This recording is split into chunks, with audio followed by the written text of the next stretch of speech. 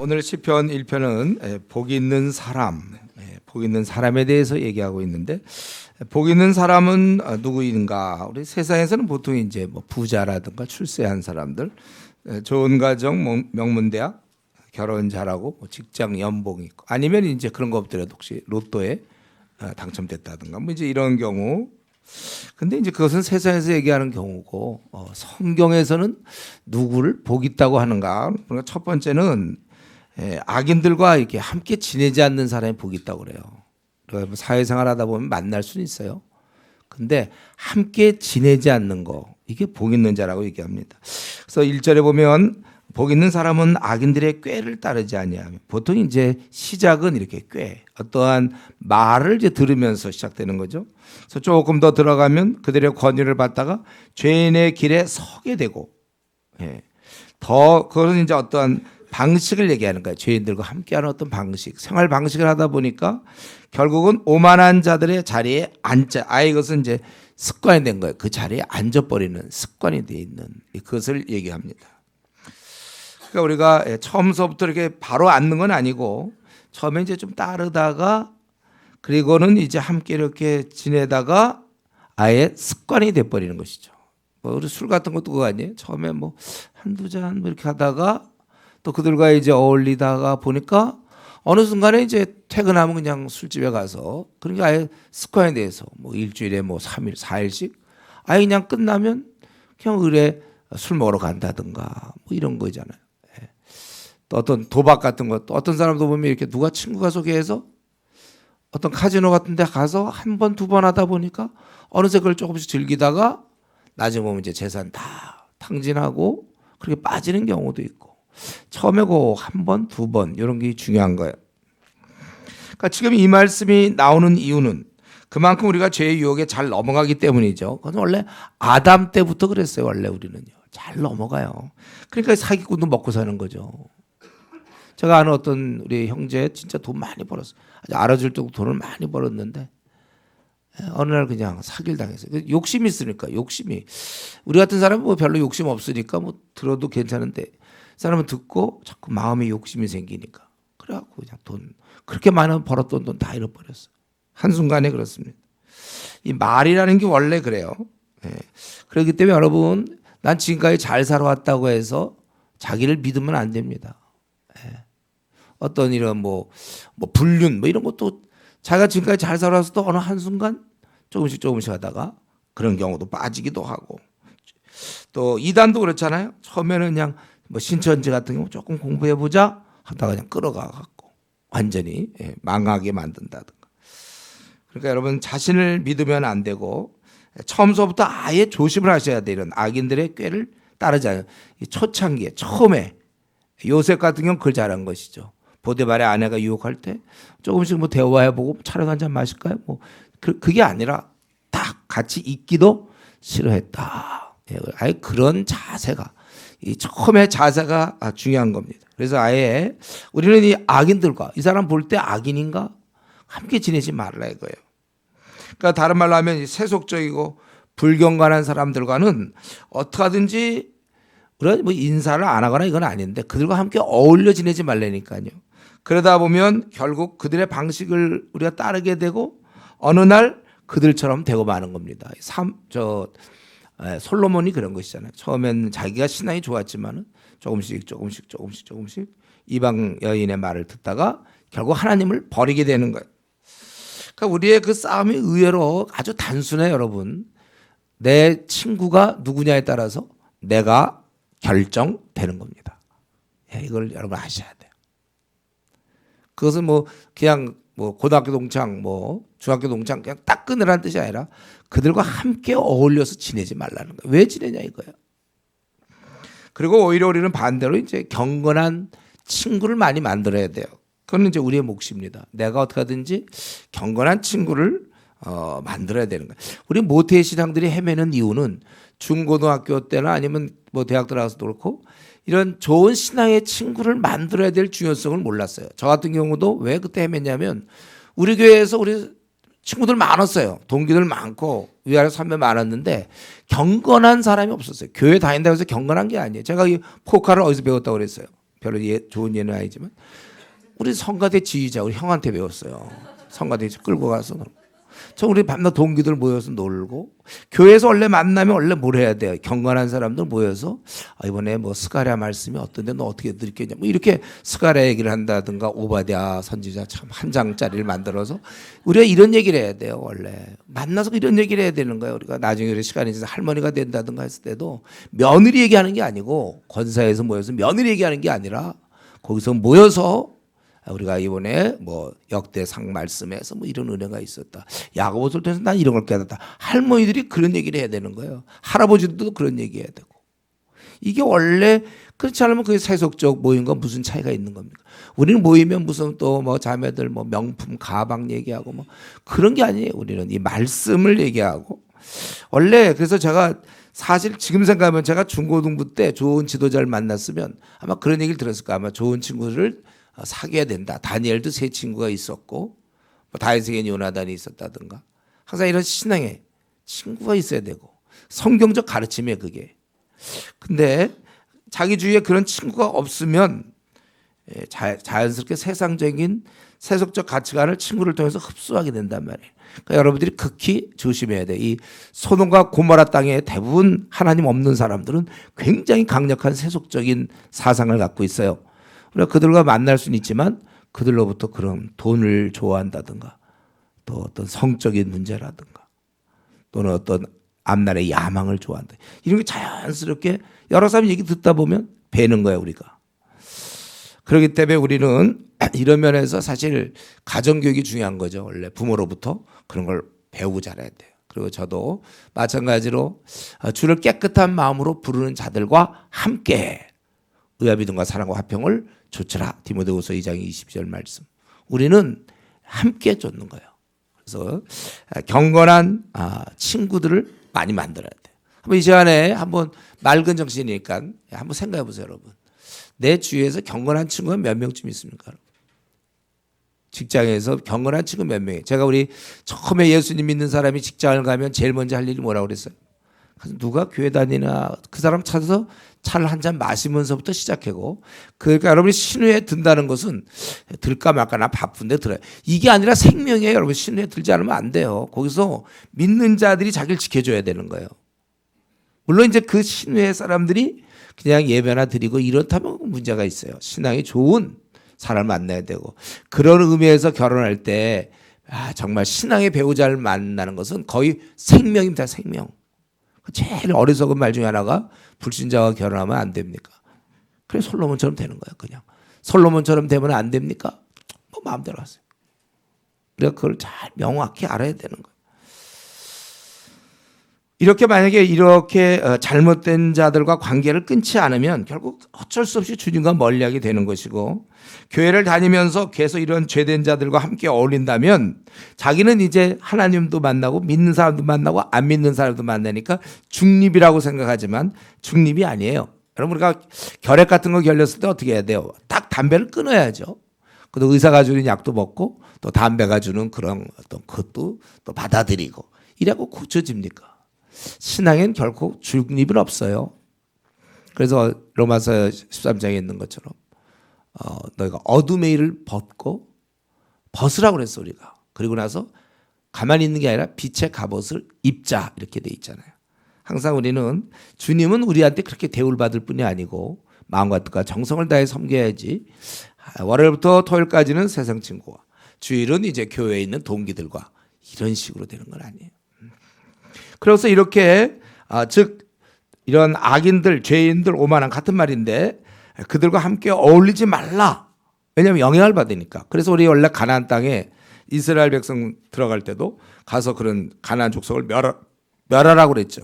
그들 놔두면 그들이 이제 너희들이 필경 그들의 가치관을 따라서 그럴 것이다. 결국 그대로 돼서 이스라엘 멸망당한 게 뭡니까? 그 가나안 사람들의 살려놓은 그 사람들 놔둔 그 사람들에 의한 어떤 우상숭배와 가치관에 물들어서 결국은 그들처럼 되니까. 그래서 뭐 우리 엘리야 나타나서 아무리 얘기해봐야 그들처럼 돼서 결국 진노를 받게 된 것입니다. 그러니까 우리가 중요한 것은 내가 복 있는 자가 되려면 세상 친구들과의 관계를 끊어야 된다는 거예요. 이것은 사회적인 교류를 그만한 뜻이 아니에요. 직장 가서 막 안 믿는 친구 본척 만척하고 막 혼자 막 이러고 그런 건 아니에요. 가서 인사를 하지만 그들의 가치관 괜히 그들 따라다니면서 뭐 얘기나 하고 뭐 혹시 모르겠어요. 술이라도 우리 중에 뭐 있는지 모르겠지만 같이 술이라도 마시면서 그냥 그런 건 아니죠. 우리가 그런 면에 있어서 자꾸 그런 걸 오히려 좋아하면 안 되고 물들었어요 이미. 그걸 끊어야 돼요. 그래서 원래 술을 끊는 방법은 술 친구를 끊어야 되고, 도박을 안 하려면 도박할 그런 거리가 없으면 되잖아요. 같이 놀 친구가 없어. 혼자 도박할 수도 없잖아요. 우리가 그런 걸 여러분이 스스로 자기를 잘 파악해서 어떻게 하면 내가 경건에 이를까를 노력해야 됩니다. 그러면 이제 이렇게 오늘 복 있는 자는 두 가지를 해야 되는데, 하나는 죄인을 끊는 거예요.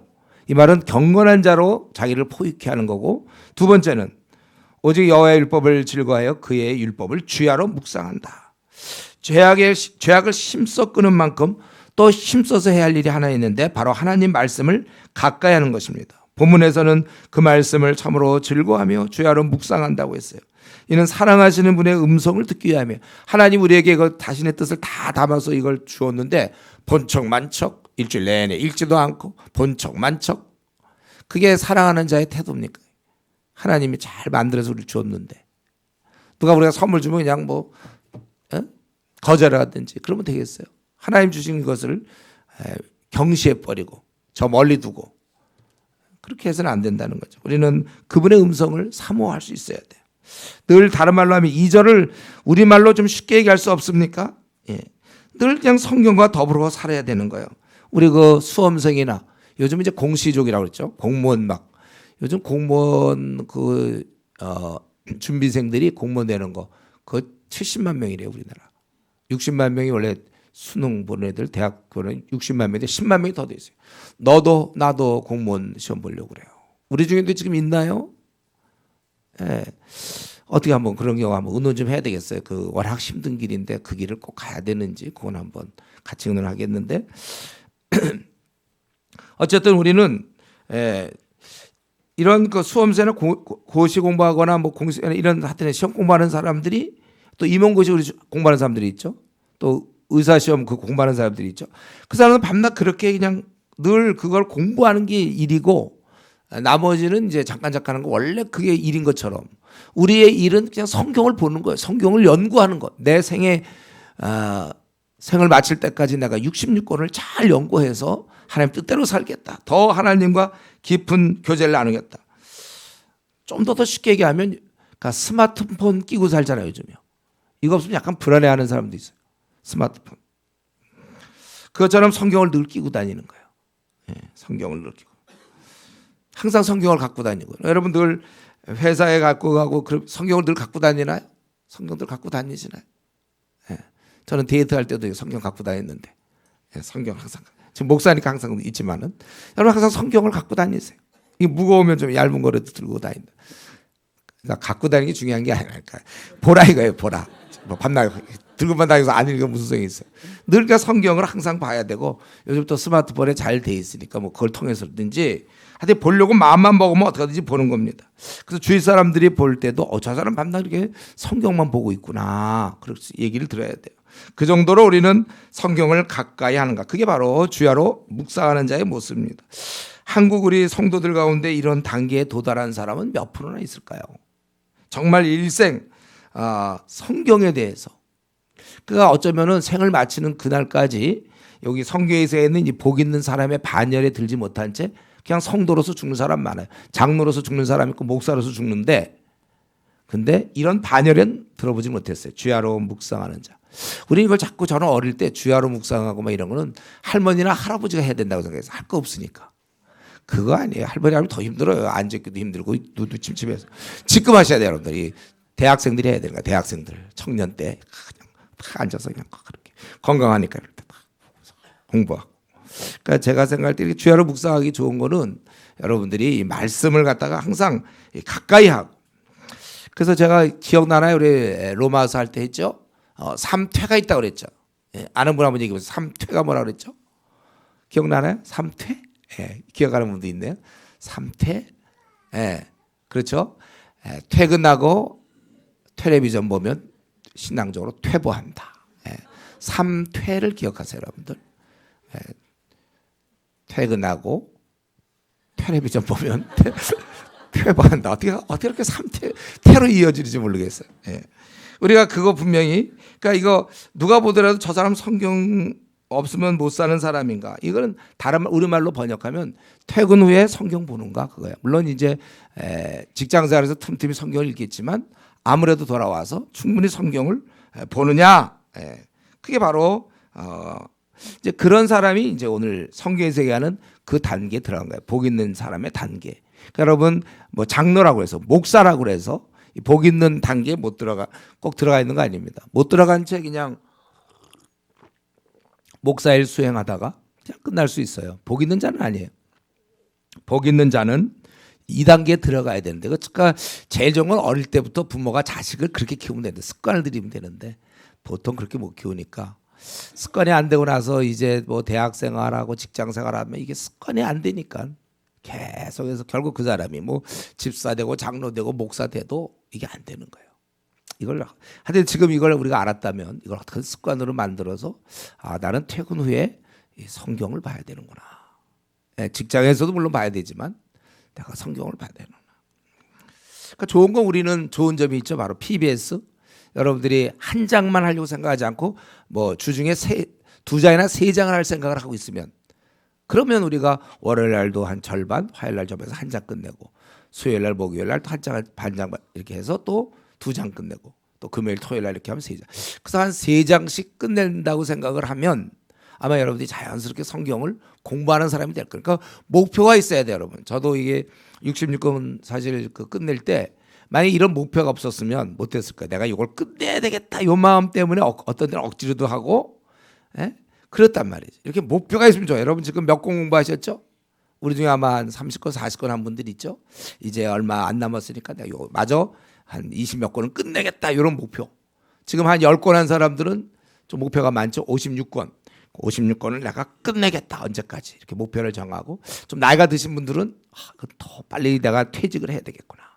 남들은 막 60몇살까지 필요 없다. 난 빨리 퇴직해서 나이가 이제 많이 들었으니까. 내가 이러다 내가 죽기 전까지 신구약 66권 공부 못하고 죽으면 내가 얼마나 부끄러워. 공부하려고 빨리 하여튼 밥만 먹을 수 있다면은 직장 때문에 이것도 못하고 왜냐하면 갔다 오면 피곤하니까 그냥 쉬다 보면 성경 연구 못할 바에는 차라리 내가 직장을 이제는 이 정도에서 김치 먹고 살면 됐다. 나는 차라리 김치 먹는 성경 학도가 되겠다. 이러고서 이렇게 이제 그렇게 마음을 여러분 정하셔야 돼요. 뜻을 그렇게 정해야 돼. 이런 뜻이 애당초 없으니까 할 것도 없죠. 뭐 시험 공부할 거 자기가 무슨 뭐 고시 공부도 안 하는데 뭐 이렇게 하겠습니까? 자기가 내가 이번에 뭐 변호사가 내가 고시 합격해야 되겠다. 그러면 쫙 이제 공부를 하게 되는 거죠. 내가 이번에 66권 이건 뭐라 그래야 되나 성경 고시도 아니고 하여튼 그걸 하겠다 이렇게 해가면 자기가 66권을 내가 해야 내가 그때부터 내가 잠도 편안하게 자겠다.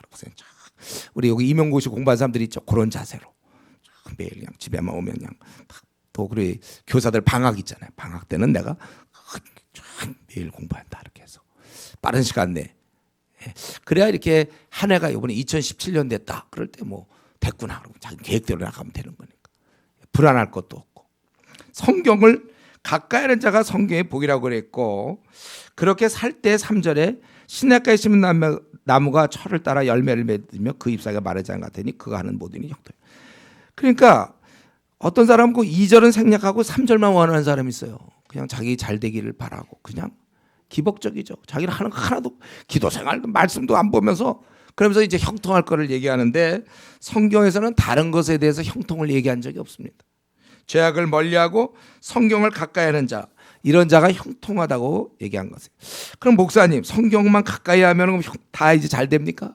그래서 이걸 기계적으로 읽어서 그냥 내가 이렇게 성경만 그저 계속 읽고 있고 공부하고 성경만 이러고 있는 사이에 연봉은 슬슬 올라가고 내가 이러고만 있으면 나는 시집도 잘 갖고 장가도 잘 갖고 요거만 잘하면 우리 애들은 공부도 잘하고 이렇게 되면 영재 기울이 있고 그냥 애들 이렇게 하면 땅도 집도 사고 막 성경만 열심히 보면 그런 거예요? 그런 걸 얘기하는 거 아니에요. 성경적으로 기계적. 제가 그래서 생각해 보니까 어째서 주야로 묵상하는 자가 왜 시냇가에 심은 나무처럼 되는가? 제가 좀 생각을 해보니까 그건 왜냐하면 성경을 여러분이 보게 되면 어떻게 되죠? 세상에서 줄 수 없는 지혜가 생기잖아요. 지혜. 지식은 이제 머리가 좋으면 돼요. 그래서 S대 나와서 하버드 대학 가고 박사학위 5개 뭐 받는다.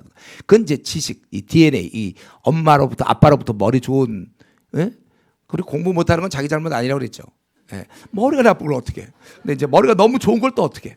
그런 사람은 이제 할 수 없어. S대 가야 돼요. 그렇게 해서 이제 하버드에 가고 그런 사람은 이제 박사학위 받아요. 어쩔 수 없어요. 그 코스의 운명이에요. 그런 사람. 머리가 너무 좋으니까.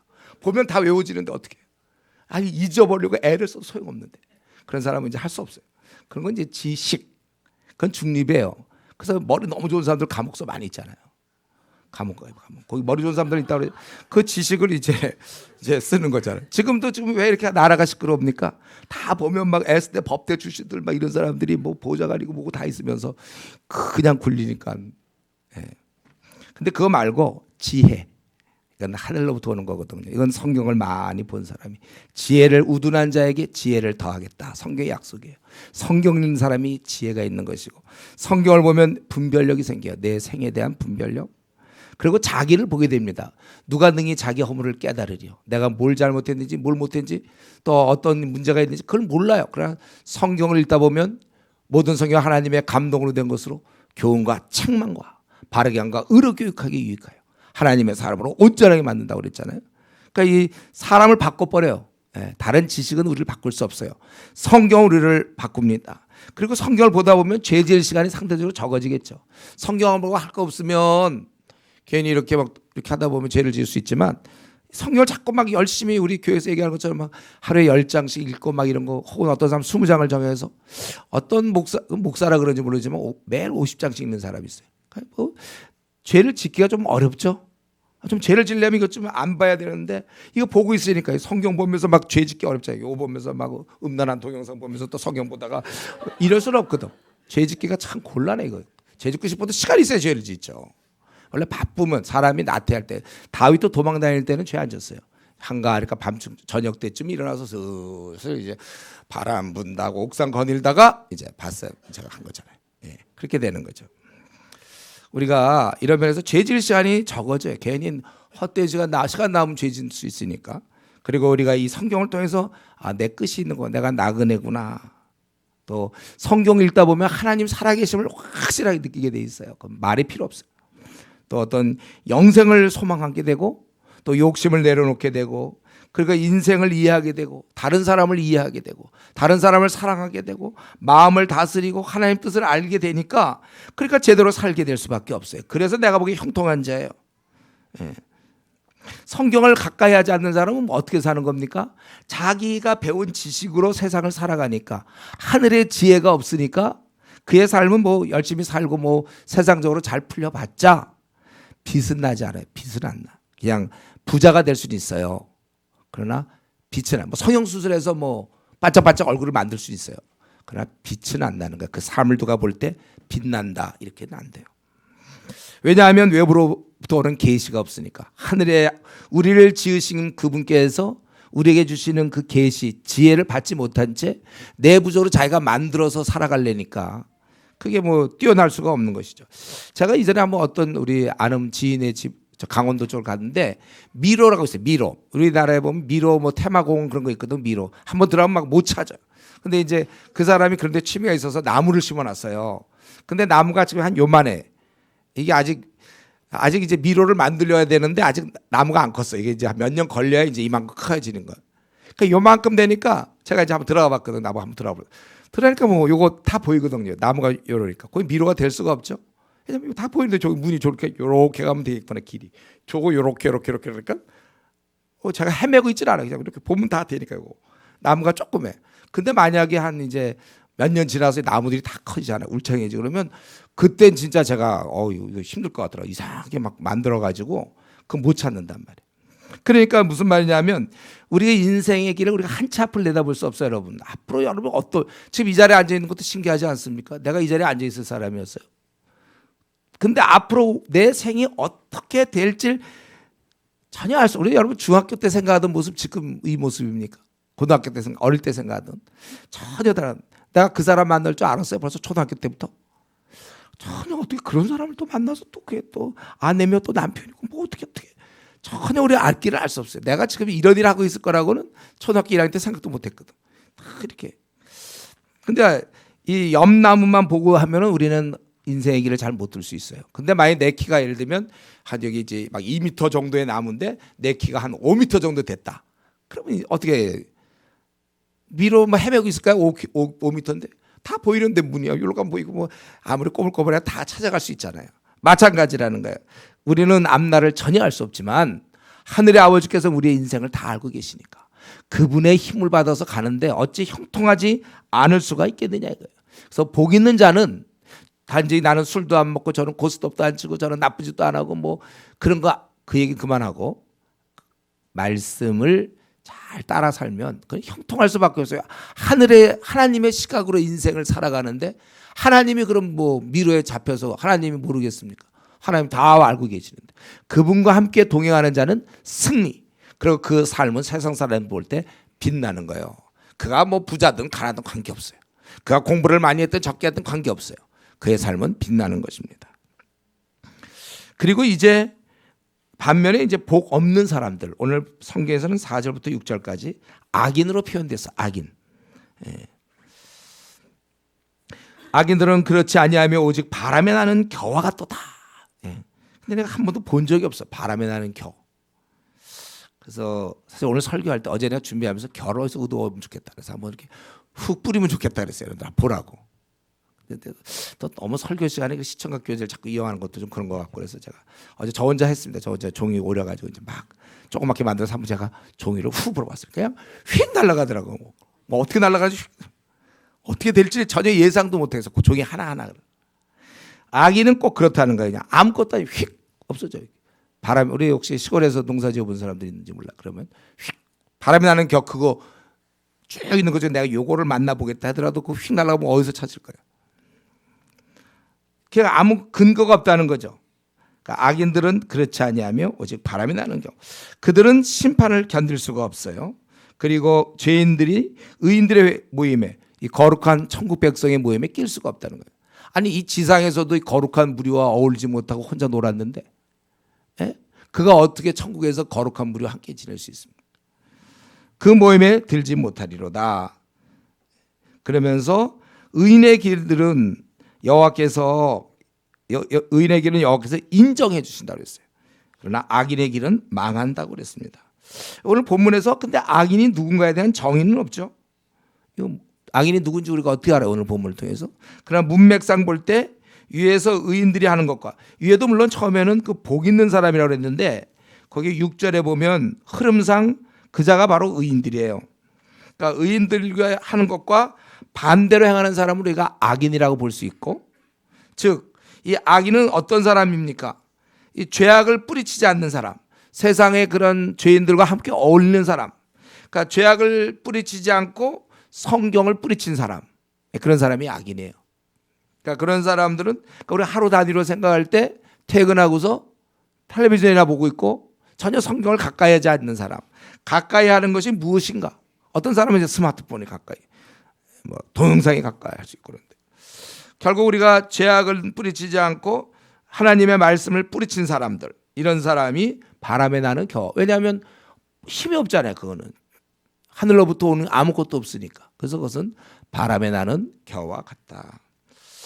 근데 이런 말씀을요 세상 기준으로 생각하면 안 돼. 지금 이 복 있는 사람, 뭐 바람에 나는 겨와 같고 악인들 이렇게 세상의 기준으로 생각하면요 신앙생활 잘 못해도 잘 나가는 사람 얼마나 많은데요. 그렇게 신앙생활 열심히 안 해도 자녀는 뭐 소위 말하는 막 명문대 턱턱 들어가고 고생도 안 하고 막 결혼도 잘하고 연봉도 교회를 잘 안 다니는데도요 잘 풀린 사람은 얼마나 많은데 중요한 것은 그것은 요 나그네 길 80년 동안에 벌어지는 사람의 눈에 보일 때는 괜찮게 보일지 몰라도 하나님 볼 때 그게 가치가 있느냐 이거죠. 저 사람 뭐 어떤 직업을 갖고 있고 연봉이 얼마며 뭐 집안이 좋고 뭐 학벌이 좋고 박사학위 5개고 뭐 막 이런 거 그거는 이제 요 80년 인생에서 사람들 눈에 볼 때 꽤 그게 가치 있어 보이는 것 같지요. 그러나 인생의 종합적 평가는 우리 인간들이 하는 게 아니에요. 주위 사람 뭐 친척들이 얘기하는 게 아니라 하나님이 보는 거예요. 그날 판가름 나는 거예요. 그러니까 다시 한번 우리가 알아야 될 것은 뭐 일이 잘 풀린다 안 풀린다가 아니라 하나님 앞에서 잘 살았나 못 살았나가 우리에게 있어서 중요한 기준이 되는 것이고, 그게 복 있는 자와 복 없는 자의 모습이에요. 복 없는 자들도 바람에 나는 겨와 같은 사람도 얼마든지 좋은 학벌과 좋은 연봉과 뭐 자식들 다 잘 되고 건강하고 뭐 이 땅에서 뭐 얻을 수 있는 거 다 얻을 수 있어요. 그러나 여전히 그는 복 없는 자예요. 하나님 볼 때. 우리는 중요한 것은 뭐 내가 지금 일이 잘 된다 안 된다 하나님 도와주셔서 이런 얘기할 게 아니라, 중요한 건 내가 하나님 앞에 잘 살았는가 못 살았는가. 세상 사람들이 인정해 주는 것 같고 여러분 속으면 안 돼요. 자기 스스로도 속아도 안 돼. 나는 어떻게 이렇게 돼서 내가 지금 뭐 장관이 됐다 국회의원이 됐다, 그런 게 지금 중요한 게 아니에요. 하나님 볼 때 정말 장관인가. 하나님 볼 때 이 땅의 삶은 모두가 다 중간 평가에 불과합니다. 사람들이 인정해주고 이런 건 다 중간 평가. 예를 들면 지금 마라톤을 뛰어야 되는데 1km 1등 하고 있어요. 1등, 1km 1등. 사람들이 와, 잘 뛴다, 금메달 감이다. 그러나 그게 중요한 게 1km 1등한 것으로 너무 좋아하지 말고, 또 1km 꼴등했다고 해서 너무 뭐 이렇게 왜 이렇게 하는 것마다 안 풀리느냐 하고 막 이렇게 뭐 인상 쓰고 좌절하고 낙심할 거 아니에요. 이 땅의 삶은 중간 평가다. 하나님께서 최종적으로 평가할 때인데 그때 칭찬할 수 있을 만큼 지금 잘 살아야 되는 거예요. 저는 늘 관심이 여러분에게 그게 있다고 그랬죠. 제가 목사로서. 여러분이 하나님께 칭찬 받을 수 있겠는가. 누구를 만나도 항상 그 생각해요. 뭐 그 사람이 연봉이 높고 뭐가 뭐 잘 풀리고 자녀, 그게 중요한 게 아니라 하나님 앞에 칭찬 들을 수 있도록 사는가. 정말 그게 제일 중요한 거예요. 한번 지금 잠시 자기를 좀 돌아보세요. 좀 하나님 앞에 내가 지금 칭찬받는 길로 항상 그게 나에게 제일 중요한 기준인가. 내가 살아갈 때 하나님 마당에, 주의 마당에 섰을 때 그때 주께서 나를 아신다 하며 나를 칭찬하실까. 너 진짜 나 때문에 참 수고 많았고 자기 희생도 많이 했고 내 이름 때문에 네가 많은 어려움을 겪었구나. 그런 얘기 들을 것 같아요? 우리는 그곳에 관심이 있어야지. 그냥 어떤 이 땅에 벌어지는 것 때문에 막 그것 때문에 기뻐하고 슬퍼해야 되는데, 이 땅에 벌어지는 일 때문에 막 슬퍼하고 좌절하고 막 또 이 땅에서 벌어지는 거 너무 집착하고, 어릴 때부터 꿈이었다.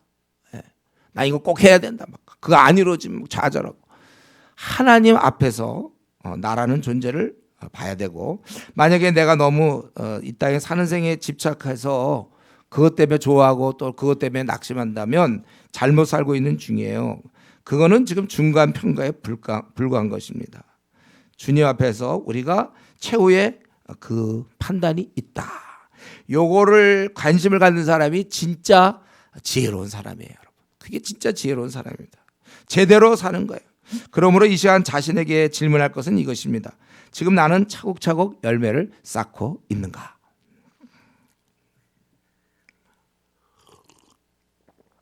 그래서 앞으로 한 13년 뒤에 혹은 15년 뒤에 혹은 20년 뒤에 30년 뒤에 우리는 몰라요. 그러나 주님께서 분명히 오실 것인데, 우리가 주님 만날 때는 어떻게 만나야 됩니까? 일하고 있다가. 우리는 놀고 있다 만나면 안 되고, 주님 만날 때 나름대로 무슨 일을 하고 있다가 주님 올 때 우리가 참 기뻐하고 참 잘 오셨습니다, 감사합니다, 그리고 우리가 할렐루야 그러면서 맞이할 준비를 하고 있어야 돼. 일하고 있어야 돼. 일하고 있어야 돼. 주의 나라를 위해서.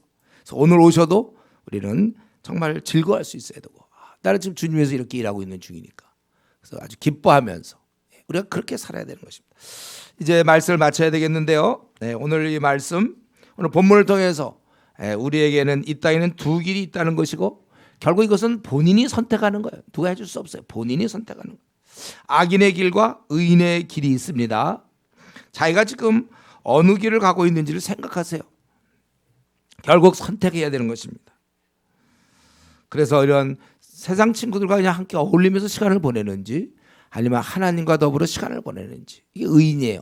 성경 말씀을 보며 주의 말씀을 즐거워하면서 그 율법을 주야로 묵상하는, 하나님과 동행하는 이거. 그래서 우리가 잘 선택해서 가야 됩니다. 혹 지난날 의인의 길을 다진 사람이 있습니까? 근데 지금은 좀 헤매고 있어요. 그렇다면 올해 다시, 우리가 이제 새해라는 게 좋은 점이 그거예요. 새해 시작이라면 올해 이제 시작. 그러니까 올해 이럴 때 다시 한번 결심할 수 있는 좋은 기회가 되잖아요. 이때 올해는 내가 이제 말씀을 가까이 하겠다. 이렇게 내가 지난날은 하나님과 많이 동행했는데 그 하나님과 동행이라는 건 눈에 안 보이는 하나님과 어떻게 동행합니까? 결국 말씀을 듣고 자기가 하나님 음성을 계속 듣는 거예요. 그 동행이 가능한 거예요. 그렇다면 이제 다시 한 해를 시작하면 돼요. 여러분들 이제 그동안 잘못 살았다면 이제 열심히 올 한 해는 내가 말씀을 좀 많이 보면서 내가 살겠다. 또 예배도 열심히 드리고 수예배도 잘 나오고 또 이런 얘기하면 항상 집이 먼데요. 이런 사람이 더 그러죠. 그러니까 동네 근처에 새벽기도 수예배 가라고요. 그리고 뭐 새벽기도를 가든지 한 해 다시 우리가 새 마음으로 시작할 수 있고 또 반대로 못 산 사람이 아니라 정말 나는 작년 2016년 열심히 성경도 보고 늘 하나님과 동행하며 잘 살았습니까? 그렇다면 새해에는 더 잘 살아야 돼. 우리 신앙은 날마다 더라고 그랬잖아요. 계속 더. 교회 다니는 횟수만큼 신앙이 좋아야 되는 겁니다. 죄악된 길을 멀리하고 하나님께서 인정하시는 길, 즉 말씀과 함께 가는 길, 즉 이 말씀이라는 것은 그러니까 하나님의 분신이에요. 하나님이 우리한테 직접 나타나면 우리 다 죽을 수밖에 없고 이 말씀으로 나타난 거예요. 말씀을 통하여 우리 하나님과 얼마든지 하나님 마음을 알고 하나님과 대화하고 교제하고 그러는 겁니다. 우리 하나님께서 이제 이 시편 1편을 통해서 우리에게 분명히 오늘 말씀했어요. 세상 친구와 어울리면서 죄 짓는 것은 악인의 길이요 하나님 말씀과 더불어 지내는 것은 그건 의인의 길이라고 분명히 말씀해 놨습니다. 오늘 우리는 이제 올해는 이 말씀을 더 가까이 할 것이며 그리고 무엇보다 이 신앙 좋은 사람들, 왜 신앙 좋은 사람들의 그것이 바로 하나님 말씀이었어요. 그들의 그 가치관에서 나오는 얘기가 성경을 근거로 할 수 있는 그런 신앙 좋은 친구를 많이 만나야 돼요. 그들과 어울릴 것을 여러분 결심하시고 이러면서 되도록 여러분들이 교회 근처에 살면 좋아요. 그래서 우리가 이사를 갈 때 아주 중요한 기준이 교회, 물론 이제 여기 서초동 이제 비싸니까 못 오는 거 할 수 없는데 많이 된다면 교회 근처로 와서 그저 출근하기 전에 와서 기도하다가 출근하고 또 퇴근하고 와서는 교회 들러서 또 기도하고 아니면 교회에서 조용히 성경 좀 아무튼 집에 가면 이 풀어지잖아요. 집에 가서 나는 너무 기도가 잘 된다는 사람이 집에 가서 기도하세요. 어쨌든 그래서 우리가 이 교회 근처 가까이 올수록 가까이서 쉽게 들어갔다 나왔다. 그러니까 우리는 두 집 살림을 하는 거예요. 하나는 자기 집이요, 하나는 교회 큰 집. 그래서 늘 수시로. 그래야 우리 각 수요일 같은 때 수예배도 마음껏 드릴 수 있고 또 금요기도도 와서 기도할 수 있고 신앙의 자유가 있으니까. 제가 어제 중국에 있는 우리 신학교를 이제 세운 거기 이제 지도자분을 만났는데 그 참 쉽지 않은데 그 중국 내에서 어떻게 마음껏 이런 집회를 할 수 있어요. 공안과 많이 싸우다가 결국 이제 허락이 돼가지고 마음껏 그건 중국의 경우 그런 경우 굉장히 드물거든요. 마음껏 이 중국의 지도자들이 와서 그래서 제가 지난 작년에 이제 벌써 작년이죠 2010년 11월에 가서 그들한테 이제 말씀을 마음껏 전했는데 공안이 나타나지도 않아요. 원래 나타나야 되거든요. 벌써 20명 넘어가면 막 벌써 다 감시하고 그러는데 그때 130명 모였는데도 공안이 안 나타났어. 마음껏 전했어. 난 너무나 신기해서 어제도 내가 어떻게 중국에 이런 신학교가 있는가. 자기들도 그러니까 하나님이 지켜주셔서 그런다. 또 제가 아는 어떤 신학교는 밤낮 도망 다니거든요. 1년에 한 번씩 이사 가야 되고 공안들이 그렇지 않아도 또 알아가고 또 도망가고 참 쉽지 않은 일. 근데 우리나라는 이거 마음껏 여러분만 마음 먹으면 얼마든지 예배 드릴 수 있고 얼마든지 지금 할 수 있는 이 신앙의 자유가 있다는 것입니다. 그래서 우리는 어떻게 하든지 올해 좀 신앙이 좋은 사람과 이렇게 잘 보내면서 되도록 이 교회를 좀 가까이 이런 신앙 공동체잖아요. 이런 여기서 더 여러분 발을 담그고 더 친해지고 그렇게 지낼 것을 여러분 노력하세요. 죄의 유혹을 뿌리치고 말씀을 주야로 묵상하는 자가 복된 자라고 그랬으니까 내가 그렇게 살 수 있도록 결단하고 그래서 뭐 여러분들이 말씀과 함께하는 방법은 아까 PBS를 내가 1년에 한 주에 뭐 3장씩 하겠다, 2장씩 하겠다. 하여튼 그런 결심을 가지고 자기가 하거나 아니면 성경을 제가 우리 교회에서 얘기하는 대로 하루에 한 10장씩은 내가 꼭 읽는다. 제가 잘할 때 우리 목사님은 그때 물론 목사님이 그랬지만 50장 항상 읽었어요. 50장. 그러니까 볼 때마다 항상 성경 보고 있는 모습을 제가 본 적이 있는데 뭐 어떻게든지 자기가 방법은 어떻게 하든지 간에 나는 그러면 내가 뭐 1년에 하루에 한 10장씩 봐서 1년에 한 3독 정도 내가 통독하겠다. 이건 자기의 결정이에요. 나는 다른 이런 방법을 써서라도 나도 어쨌든 이 주야로 묵상하는 자의 내가 그 반열에 들었겠다. 나는 교회만 다니지 않고 복 있는 자의 반열에 한번 들어봐야 되겠다. 이런 선한 욕심을 가지고 올해 2017년 여러분 이따가 이제 우리 밥 먹고 나서 이제 계획 세울 때 성경은 내가 이렇게 보며 내가 예배는 어떻게 드리고 이런 것들을 좀 결단하는 그래서 올 한해 우리 복 있는 자로서 여러분들 살아갈 수 있기를 바랍니다. 우리 이 시간에 한번 같이 기도하겠습니다. 오늘 뭐 성경은 너무나 분명하게 세상적인 친구들 만나서 그 세속적인 얘기 듣지 말고 하늘의 거룩한 음성을 계속 들으라. 그럴 때 우리가 복 있는 자가 된다고 그랬는데 우리 너무 명백한 이 말씀을 내가 순종할지를 이 시간 한번 좀 생각하고 또 결단할 수 있도록 같이 우리 통성으로 한번 기도하겠습니다.